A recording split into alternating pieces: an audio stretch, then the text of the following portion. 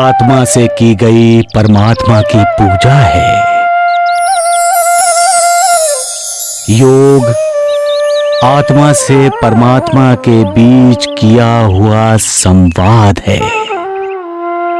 योग एक आत्मा का अपने शरीर से, कर्म बंधन से, जन्म मृत्यु के चक्र से मुक्त होने के लिए की गई तपस्या है।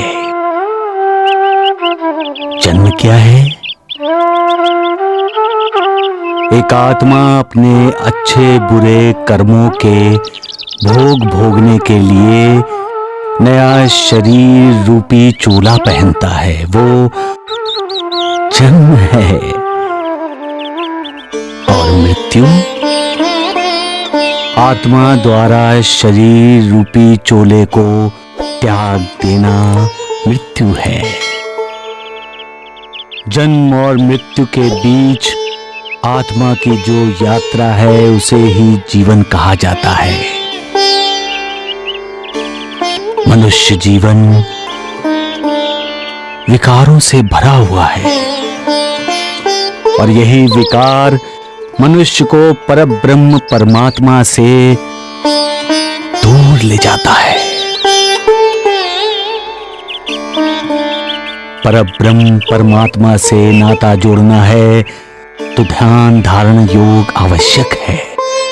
परमात्मा ने हमारे शरीर की अद्भुत रचना की है।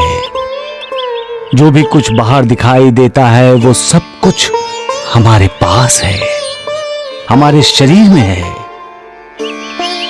हमारे शरीर में ही ईश्वर ने 7 लोकों की रचना की है।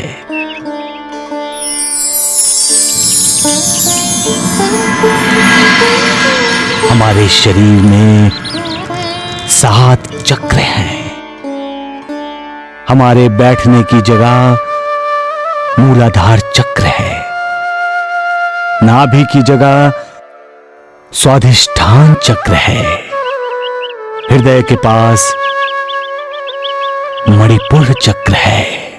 गले के पास शुद्ध चक्र, भवों के बीच आज्ञा चक्र,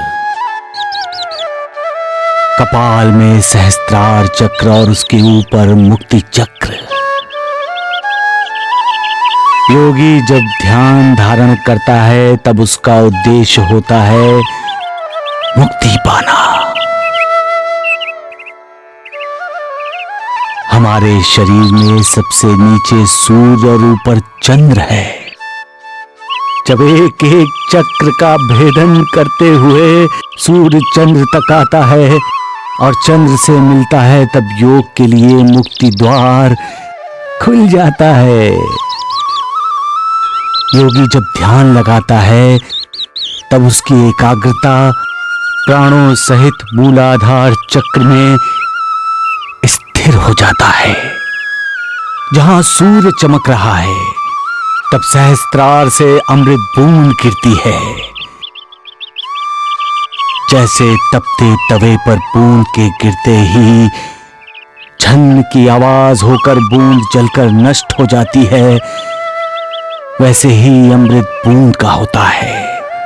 मूलाधार चक्र में स्थित सूर्य का तेज अमृत बूंद को खा जाता है, परंतु दूसरे ही क्षण सूर्य बिंब उठकर स्वाधिष्ठान चक्र में प्रवेश करता है। अब यहां अमृत बूंद का विनाश नहीं होता। इसका अर्थ है कि योगी आध्यात्मिक प्रगति पथ पर है। स्वाधिष्ठान से ऊपर सूर्य बिंब मणिबंध की ओर चलकर मन के हृदय कोश में स्थिर हो जाता है, जिससे मन पवित्र और हल्का हो जाता है। फिर सूर्य गले के पास शुद्धि चक्र में और उसके बाद भवों के बीच आज्ञा चक्र में स्थिर होकर मस्तिष्क में प्रवेश करता है और चित्त को प्रकाशित करता है। तब योगी आनंद में डूबने लगता है। उसे भू भुआ स्वा के ऊपर महा जना तप सत्यम ये लोग भी दिखाई देते हैं। तब योगी को ब्रह्मा विष्णु महेश का साक्षात्कार हो जाता है। परंतु योगी अधिक समय तक इस परमानंद को झेल नहीं पाता और उसकी आंखें खुल जाती हैं। इसे ही कुंडलिनी जागृत होना कहते हैं। जिस योगी की कुंडलिनी जागृत होती है वो संसार के सुख दुख हानि लाभ आदि से परे हो जाता है। वो सिर्फ परमानंद का अनुभव करता रहता है। गुरुदेव, परंतु योग से योगी को मुक्ति कैसे मिलती है? सहस्त्रार चक्र के ऊपर मुक्ति चक्र है। जब योगी मुक्ति चक्र का भेदन करता है तब उसे मुक्ति मिलती है। गुरुदेव, आपके आशीर्वाद से मेरे मन को एक अद्भुत शक्ति मिल रही है। अब समाधि लगाते समय तुम्हारा चित्त एकाग्र होगा।